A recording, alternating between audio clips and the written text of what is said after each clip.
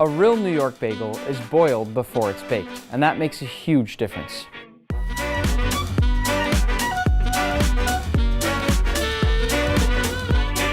To make our dough, we'll start in the bowl of a stand mixer with some high gluten flour, salt, sugar, and instant yeast. Now add on your dough hook attachment and let your mixer run for just a few seconds to fully mix everything together, scraping down the sides as needed to make sure everything is well combined, and then add in your water and barley malt syrup. This is sort of like honey, but less sweet and more earthy. It's one of the ingredients that makes a New York bagel a New York bagel. Start mixing over low speed, and once you can, turn the mixer up to medium-low and let this go for 12 to 15 minutes. The dough we're making right now is supposed to be quite stiff, and if it looks too easy for your mixer, it's probably too wet. Keep on mixing until it looks like this, and you can pinch off a small piece and stretch it nice and thin. This is called the window pane test, because if we can see light through it without it tearing, it means that gluten is fully developed. I do want to mention that this dough can be so tough that it can be really hard on your stand mixer, so just keep a close eye and make sure it doesn't sound or look like your mixer's working too hard to the point that it's going to break. That's the main reason we're not mixing over slightly higher speeds here. When your dough's ready, remove it from the mixing bowl, then place it down on a clean work surface and shape it into a ball. By now, it should be soft and smooth and actually really fun to work with. Now, place this in a large bowl, cover with plastic wrap, and place this in the fridge for 12 to 24 hours. While our dough develops all kinds of flavor in the fridge, we're gonna make our own cream cheese. Simply by adding some milk to a pot, along with some heavy cream, and then heating over medium until it reaches 185 Fahrenheit. Right as we hit that temperature, we'll turn off the heat, then pour in some fresh lemon juice, give it a gentle stir just to combine, and then let this sit for 10 minutes. After 10 minutes, it should split into curds and whey. You can see if I lift this up here that it's all chunky, and those are the cheese curds, or what will eventually become our cream cheese. Strain this through cheesecloth and a strainer to separate out just the cheese curds, and then once fully cooled, discard the whey, then cover your cheese with plastic wrap and rest this in the fridge until cold. Luckily, with the power of movie magic, we can keep on moving. Add your cheese to the bowl of a stand mixer, and then fit it with a whisk attachment. Then, close it down and over medium-high speed, we'll mix until the cheese is whipped and has that smooth, spreadable consistency of classic cream cheese. Once in a while, scrape down the sides of your bowl just to make sure you're mixing everything. Once it's got that perfect consistency, season with salt and nothing else.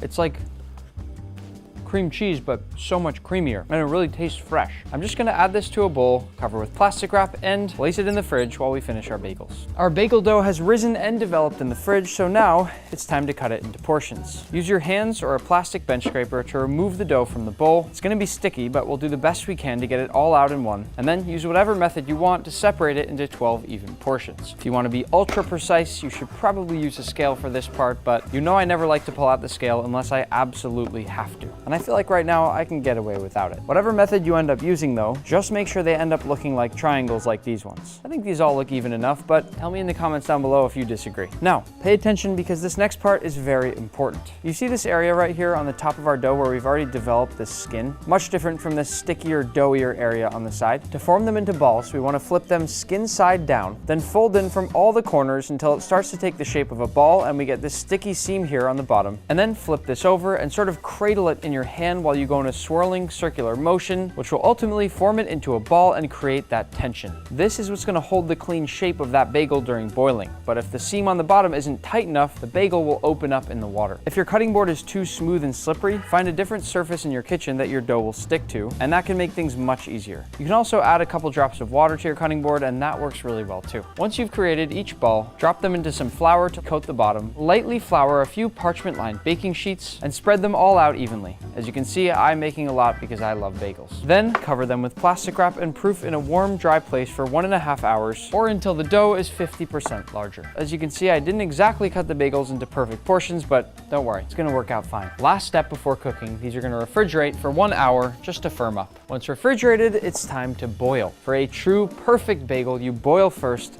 then bake. But first, we gotta make the hole, simply by poking 2 fingers straight through the center of each dough ball, and then stretch until the hole is 2 to 3 inches in diameter. And I know this may look like a lot, but that hole is gonna close up a lot during the boiling and baking process. You can see those holes have already shrunk back down even by just resting there for a few moments, so before I drop each one into the water, I am gonna stretch them one last time. To boil, we'll add some barley malt syrup to our water, and then with the nice side facing down, drop your bagels in. They're gonna boil for 30 to 60 seconds on each side. And I'm sure you're wondering what's going on, so let me explain in the easiest way possible. The malt is what's going to give us the shiny and slightly chewy crust and gives us this kind of sticky outside to the bagel. It's actually really similar to how pretzels are made. Boiling in plain water wouldn't do any of this. Once we've boiled and then eventually seasoned every bagel, these are going to go into the oven for 12 to 14 minutes at 425 Fahrenheit to bake. Pull them from the oven once they've reached golden brown perfection. I don't know if you've ever seen one of those videos online where someone crunches open a bagel and all that steam comes out, but I've always wanted to try.